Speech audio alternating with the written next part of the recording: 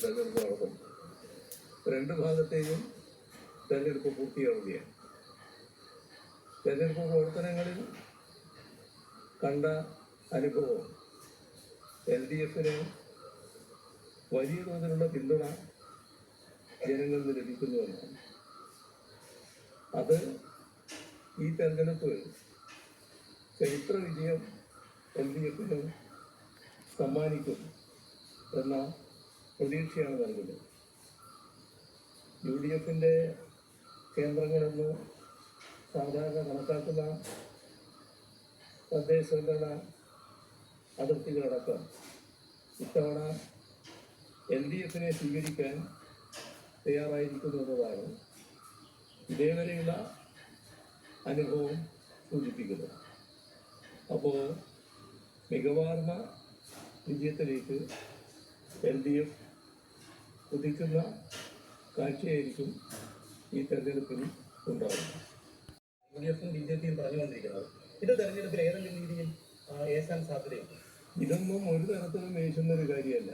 ശബരിമലയുടെ പ്രശ്നത്തിൽ അവിടെ നടക്കാൻ പാടില്ലാത്ത ചില കാര്യങ്ങൾ നടന്നു എന്നുള്ളത് വസ്തുതാപരമായി കഴിയണം.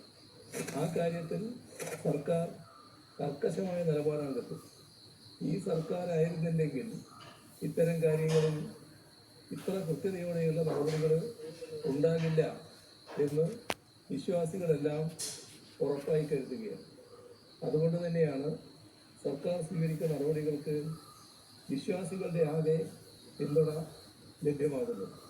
പക്ഷേ തങ്ങൾക്ക് അനുകൂലമാക്കി മാറ്റാൻ വേണ്ടിയുള്ള ദുഷ്പ്രചരണങ്ങൾ നടത്താനാണ് BJPയും UDFും ശ്രമിക്കുന്നത്. രണ്ടു കൂട്ടരും ഇക്കാര്യത്തിൽ ഒരേ വണ്ടിയിൽ സഞ്ചരിക്കുന്നതാണ് നമുക്ക് കാണാൻ കഴിയുന്നത്.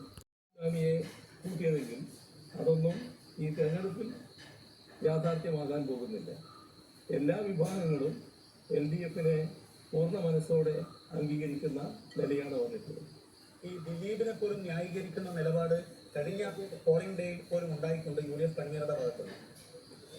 ആരെ ന്യായീകരിക്കുന്നില്ല എന്നുള്ളതല്ല പ്രശ്നം.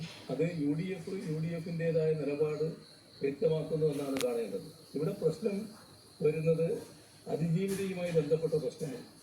അതിജീവിതയുടെ ഒപ്പമാണ് നാടും സർക്കാരുമുള്ളത്. ആ നിലപാട് തന്നെ സർക്കാർ തുടരുകയാണ് ചെയ്യുക. രണ്ടാമത്തെ പരാതി CMന് നേരിട്ടാണ് കിട്ടിയത്. ആ പരാതി രാഷ്ട്രീയ പ്രേരിതമാണ് പറയുന്നത്. രണ്ടാമത്തെ പരാതി KPCC അല്ലേ കൊടുത്തു. രാഷ്ട്രീയമാണ് എന്നാണ് KPCC പ്രസിഡന്റ് പറഞ്ഞിരിക്കുന്നത്. അതിന് പിന്നിൽ ഒരു ഗൂഢാലോചന അദ്ദേഹം സംശയിക്കുകയും ചെയ്തു. തെരഞ്ഞെടുപ്പ് ദിവസം അദ്ദേഹത്തിന്റെ അതൊക്കെ ഇവിടെ കാണേണ്ട ഒരു കാര്യം. ഈ പറയുന്ന കോൺഗ്രസിലെ പരസ്യമായി പറയാൻ പറ്റുന്നൊരു കാര്യമല്ല, എങ്കിലും നിങ്ങൾ ചോദിച്ചുകൊണ്ട് പറയാതിരിക്കാനും പറ്റുന്നില്ല. ഈ പറയുന്ന സ്ത്രീലമ്പടന്മാർ എന്താണ് കാട്ടിക്കൂട്ടുന്നത്? നിങ്ങൾ വന്ന തെളിവുകളും ഈ ഇതിന് ഇരയായ ആളുകൾ പ്രകടിപ്പിച്ച ആശങ്കകളും പരിശോധിച്ചാൽ കാണാൻ കഴിയുന്നത് എന്താണ്? എന്തുകൊണ്ടാണ് അവർ തെളിവുമായിട്ട് മുന്നോട്ട് വരാൻ ഇതേവരെ തയ്യാറാകാതിരുന്നത്? ആ കാര്യങ്ങൾ നമ്മൾ ഗൗരവമായി കാണേണ്ടത് കാര്യമാണ്. വെറും ഭീഷണിയല്ല, നിങ്ങളെ കൊന്നു തള്ളും എന്നതാണ് ആ ഓരോരുത്തരോടും ഉയർത്തിയിട്ടുള്ള ഭീഷണി. അതുകൊണ്ട് നിസ്സഹായിയായ ഓരോ യുവതിയും ഇതുമായി ബന്ധപ്പെട്ട യഥാർത്ഥ വസ്തുതകൾ പുറത്തു പറയുന്നതിന് ഭയപ്പെടുകയാണ്.